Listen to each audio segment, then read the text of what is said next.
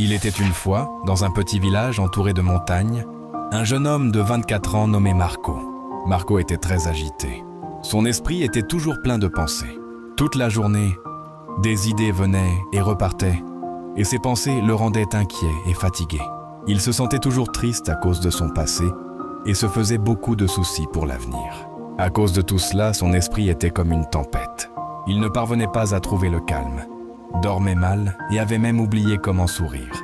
Un jour, Marco entendit parler d'un village lointain dans les collines. On disait qu'un vieil homme sage y vivait.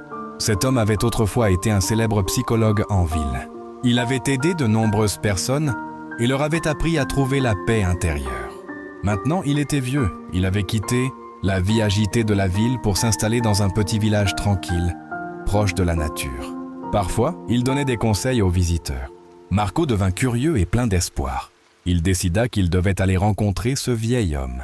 Il pensa, peut-être que ce sage pourra m'aider à trouver la paix.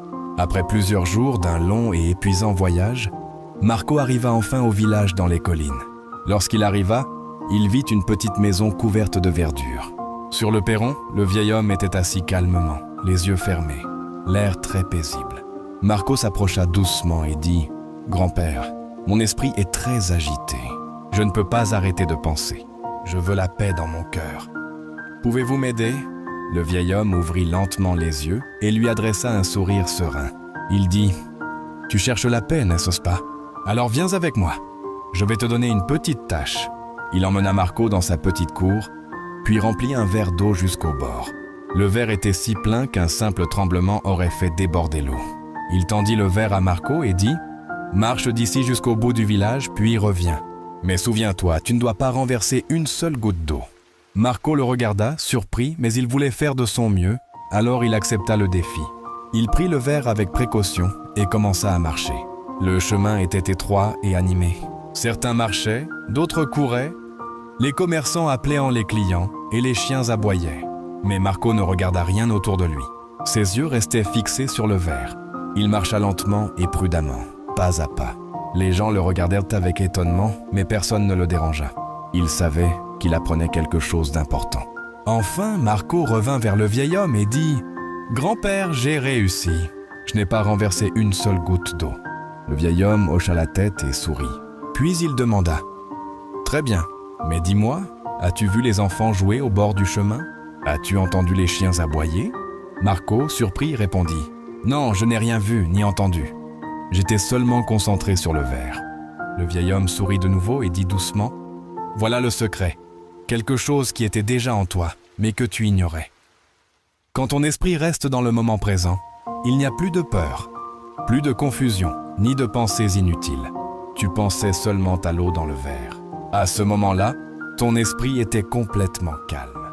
Tu n'étais pas triste du passé, ni inquiet de l'avenir. Peu à peu, Marco commença à comprendre.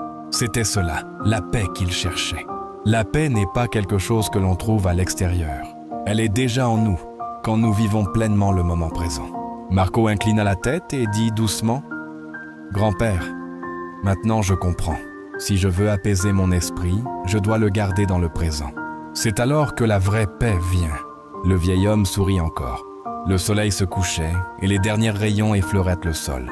Les oiseaux retournaient à leur nid. Marco reprit le chemin de sa maison, mais ce n'était plus le même jeune homme agité. Il avait changé. Il était paisible intérieurement, car il savait désormais comment calmer son esprit. Si vous avez aimé cette histoire, mettez un « j'aime » et partagez-la avec vos amis. Et n'oubliez pas de vous abonner à ma chaîne pour d'autres histoires inspirantes comme celle-ci. Merci d'être resté avec moi. Rendez-vous pour la prochaine histoire, avec de nouvelles pensées et de nouvelles leçons. D'ici là, portez-vous bien et restez en paix.